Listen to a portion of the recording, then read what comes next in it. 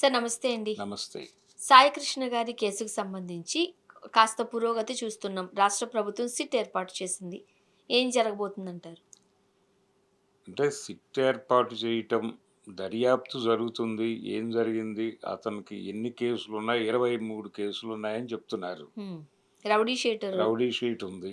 Rowdy sheet ఉండటము అనేది చాలామంది మీద రకరకాల వ్యవహారాల్లో పెడతారు. హ్మ్. ఎందుకు జరిగింది అనేది వేరే గొడవ.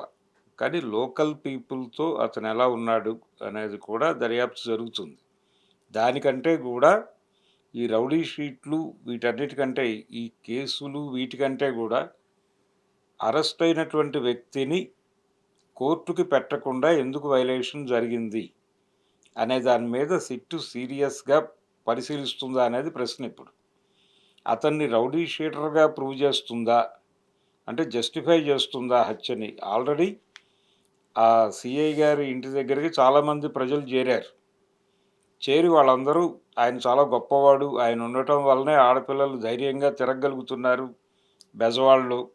లేకపోతే అసలు విజయవాడలో బయటకు రావడానికే ఆడపిల్లలు భయపడే పరిస్థితి. ఇవన్నీ మాట్లాడారు నిన్నంతా అక్కడ. ఆయన ఇంటి దగ్గర చేరి. అవును.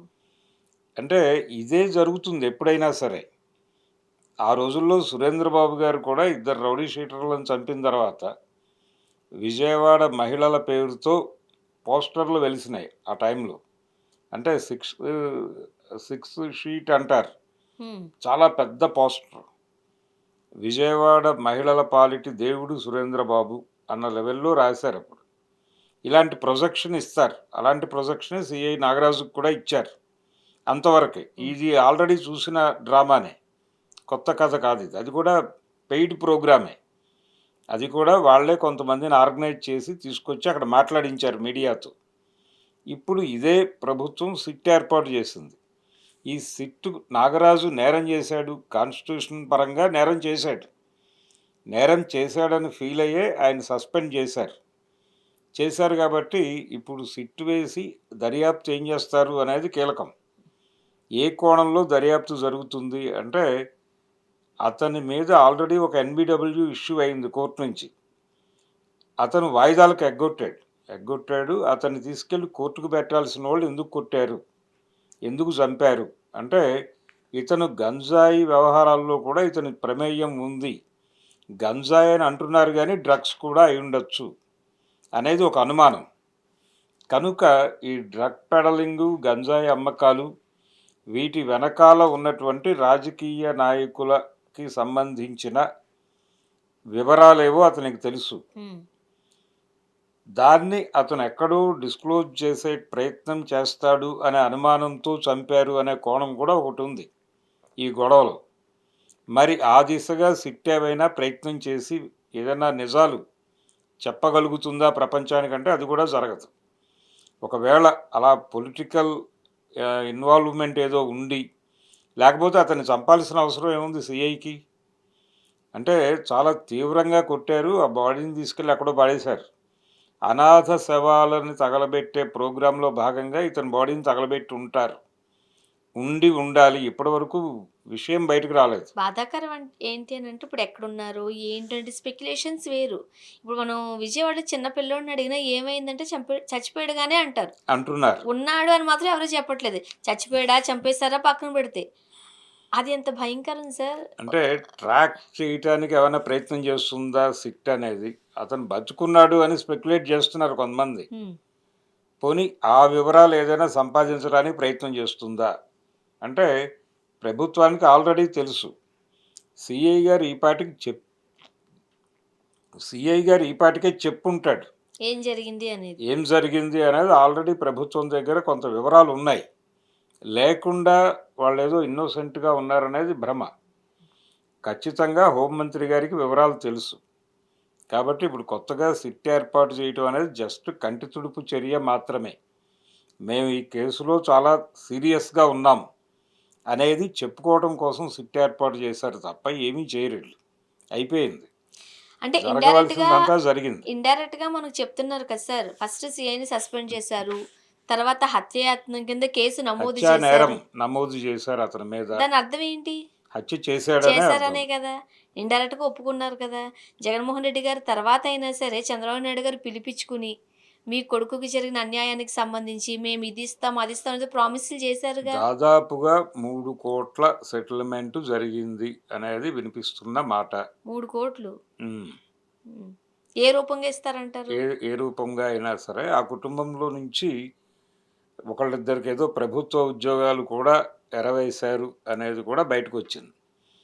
ఒక లీగల్ ప్రొఫెషన్‌లో ఉన్నటువంటి వ్యక్తి కూడా ఉన్నారు ఆ కుటుంబంలో. వారికి పబ్లిక్ ప్రాసిక్యూటర్‌గా అవకాశం ఇస్తారు అనే మాట కూడా వినిపిస్తోంది. హుహు. కాబట్టి ఆ మేరకు సెటిల్మెంట్‌లు ఘనంగానే చేశాడాయన. ఈ సిట్ అనేది జస్ట్ కంటి తుడుపు చర్య తప్ప ఇంకేమీ కాదు. ప్రజలకి ఆన్సర్ చేయాలి కాబట్టి వాళ్ళ కోసం. ఒకవేళ నిజంగా సిట్ యాక్టివ్‌గా పనిచేస్తే ఎందుకు చంపాడు? ఎందుకు అంత ప్రెషర్ ఫీల్ అయ్యాడు? అంత టార్చర్ పెట్టాల్సిన అవసరం ఏమొచ్చింది? అనే దాని మీద ఏదన్నా వాళ్ళిద్దరి మధ్య పర్సనల్ గొడవలు ఉండే అవకాశం లేదు. సిఐ నాగరాజుకి, అలాగే ఈ సాయి కృష్ణకి. డెఫినెట్‌గా ఇది ఇంకెవరినో రక్షించటం కోసం చేసిన హత్యే. ఆ ఇంకొకరు ఎవరు అనేది సిట్ ఏమైనా తేల్చగలదా? ఎందువల్ల అనేది కూడా క్వెషన్ మార్క్ వస్తది కదా సార్ అప్పుడు. అవును. అంటే ఇది వాంటెడ్‌గా అతనేదో బ్రూటల్‌గా కొట్టాడు. బ్రూటల్‌గా కూడా కొట్టడెవడు. ఏదో మోటో ఉంది. హ్మ్. ఏదో మోటో ఉంది. ఇతన్ని కంట్రోల్ చేసే పరిస్థితి లేకపోవడం వలన కొట్టి చంపేశారు. అంటే వాంటెడ్‌గానే చంపటం అనేది ఉంది గాబట్టి అది ఎలాగో సిట్ వాళ్ళు మాట్లాడరు. హ్మ్. కాబట్టి సిట్ అనేది కంటి తుడుపు చర్య తప్ప ఏమీ గాదు. డ్రగ్ బిజినెస్‌లో ఉన్నోళ్ళెవరో బయటకొస్తారిప్పుడు. డ్రగ్ వల్ల చంపేసారు. ఈ హ్మ్. అబ్బాయి మీద చాలా ఉన్నాయంట కదా సార్ డ్రగ్ ఆరోపణలు. ముఖ్యంగా సాయి కృష్ణకి సంబంధించి కాస్త మాదక ద్రవ్యాలకు సంబంధించిన ఏదో ఉంది. ఏదో కారణం బలంగానే ఉంది, గట్టిగానే ఉంది. అందువల్లే ఆ పరిస్థితుల్లో ఇంకా సాయికృష్ణ లేకుండా ఉండడమే మంచిది. అంటే డ్రగ్స్‌కి సంబంధించి గతంలో అక్కడ పోర్ట్‌లో, గంగవరం పోర్ట్‌లో డ్రగ్స్ దొరికినాయి ఇంతకుముందు. హ్మ్. ఆ డ్రగ్స్ ఏమైపోయినాయో తర్వాత ఎవరికీ తెలీదు. అవి మాయం అవ్వవు. అవి కంటైనర్‌లలో దొరికినాయి. ఆ కంటైనర్‌లలో దొరికిన డ్రగ్స్ సమాజంలోకి వెళ్ళి ఉంటాయి. ఈ సమాజంలో డ్రగ్స్ దొరుకుతున్నాయి అంటే దానికి పొలిటికల్ అంటే పొలిటికల్ సపోర్ట్ లేకుండా డ్రగ్స్ అనేవి సమాజంలో సరఫరా అవ్వవు. ఇది వాస్తవం. కానీ ఎక్కడైనా సరే ఏదో డ్రగ్స్ దొరుకుతున్నాయంటే ఎవరో ఇద్దరు నైజీరియన్స్‌ని తీసుకెళ్ళి అరెస్ట్ చూపిస్తారు. అంతే తప్ప ఇంకెవరు నేటివ్ పీపుల్ ఎవరు కనపడరు. హ్మ్. డ్రగ్ పెడ్లర్స్ వాళ్ళే ఉంటారు. లేకపోతే సినిమా వాళ్ళుంటారు. అంతకు మించి పొలిటికల్ ఏరియాలో ఉన్నవాళ్ళు ఎవరికీ కూడా డ్రగ్స్‌తో సంబంధం ఉన్నట్టుగా ఎప్పుడూ ఏ చూడలేదు. ఏది చూడం మనం. హ్మ్.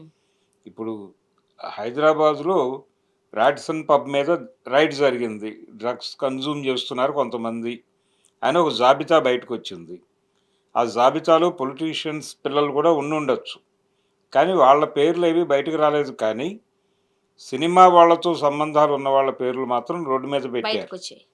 అంటే పొలిటికల్ ఇన్వాల్వ్‌మెంట్ లేకుండా డ్రగ్ సరఫరా అనేది జరగదు సమాజంలో. ఆ పొలిటికల్ లింక్స్ ఉన్న వాళ్ళని ఎవరినో ప్రొటెక్ట్ చేయటం కోసం ఇతని మీద ప్రెజర్ తీసుకొచ్చి చితక్కొట్టి చంపుండొచ్చు అనే అనుమానంలో కొంత నిజముండే ఛాన్స్ ఉంది. సిట్ దాన్నేమైనా బయట పెడతదనుకోవచ్చా మనం? డెఫినెట్‌గా ఆ ఏరియా టచ్ చేయదు. మరి ఇంకెందుకు సిట్? ఊరికనే కంటి తుడుపు చర్య అని చెప్పాను గదా! ఇందాక. హ్మ్. మేము సీరియస్‌గా ఉన్నాం ఈ అంశం పట్ల. అంటే కాపు సెంటిమెంట్‌ని ప్రొటెక్ట్ చేయటం అనేది కూడా ఉద్దేశ్యం కావచ్చు. ఈ లోపులో కొంతమంది నాయకుల్ని గూడా రంగంలోకి దించుతారు. దించి దీని మీద ప్రచారం చేయండి ప్రభుత్వం అంటే ఇప్పుడు ఆవిడతో మాట్లాడించారు గదండీ! న్యాయం జరిగింది అని చెప్పించారు అవును. మదర్‌తో. ఈ న్యాయం జరిగింది అనే స్టేట్మెంట్‌ని బలంగా మీ కులం ఓట్లలోకి తీసుకెళ్ళండి అని కూడా ఒక రూట్ మ్యాప్ ఇచ్చేసి ఉంటాడాయన. ఇక్కడితో ఆగదిది. ఇప్పుడు ఇంకొంతమంది అంటే ఆ కుటుంబంలో నుంచి ఇంకొకళ్ళకి కూడా ఎక్కడో ఒక పదవి ఇస్తారు. ఇచ్చి అక్కడి నుంచి మాట్లాడించే ప్రయత్నం చేస్తారు సీరియస్‌గా. అంటే కూటమికి అనుకూలంగాను, వైసీపీకి వ్యతిరేకంగాను వ్యతిరేకంగాను. మాట్లాడించటం అనే స్క్రిప్ట్ ప్రోగ్రామ్ కూడా జరుగుతుంది. ఇది ఇప్పుడు ఈ సిట్ వేశారు అని కూడా వాళ్ళే చెప్తారు. సిట్ కూడా వేసి మా పట్ల ముఖ్యమంత్రి గారు ఈ కేసు పట్ల ఎంత సీరియస్‌గా ఉన్నారో అర్థమవుతోంది గదా! ఇంకా ఎవరు మాట్లాడకండి దీని గురించి అని ఆ ఫ్యామిలీ వాళ్ళే మాట్లాడతారు రేపొద్దున. చూద్దాం సార్ ఏం జరుగుతది. థ్యాంక్ యూ అండి. Thank you.